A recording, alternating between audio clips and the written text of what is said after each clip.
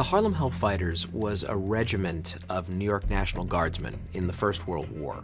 They were set up to fail by their own government.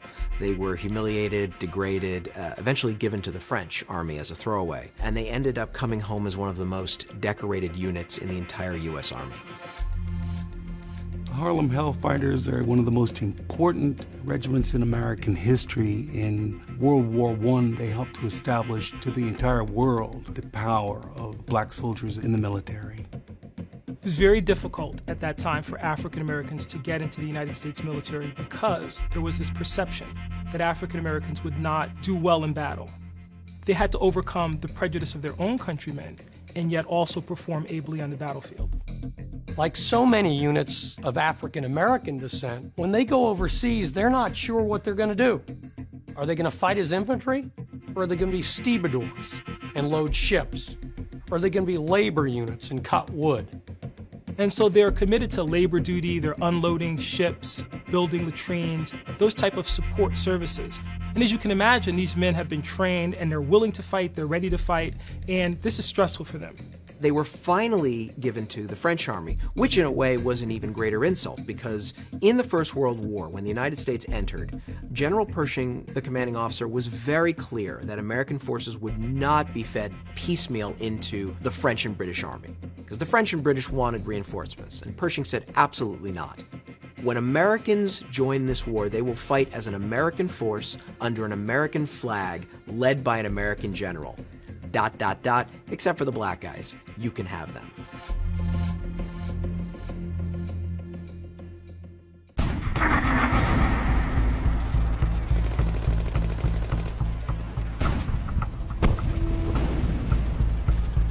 Henry Johnson is perhaps one of the most remarkable black military heroes in U.S. history. And he found himself in no man's land with Private Needham Roberts manning a listening post. And Needham Roberts hears click, click, click. He realizes somebody's cutting the wire. It's potentially a German raid. And so Roberts is passing him grenades, and they line up these grenades, and the Germans actually do come across the lines. Roberts is hurt, and now Henry Johnson is left to defend their position and to stave off this attack.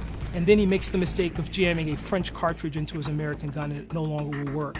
And the Germans are on top of it. He then used his rifle like a club, and then he ended up fighting with a knife against the Kaiser's best and turned them. He's wounded in the fray. He's struck, for example, in the foot, and has a debilitating injury as a result. And he fights them off, he says, for what seemed like an hour. The Germans ran shrieking into the night, all because of one man. It's not until the next morning that people realize what a tremendous act this was. They discover 4 bodies of dead German soldiers.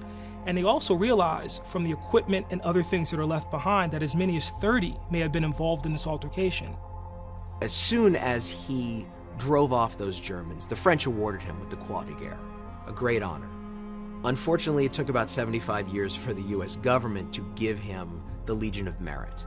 Had he been white, he would have walked out of that war with the Medal of Honor.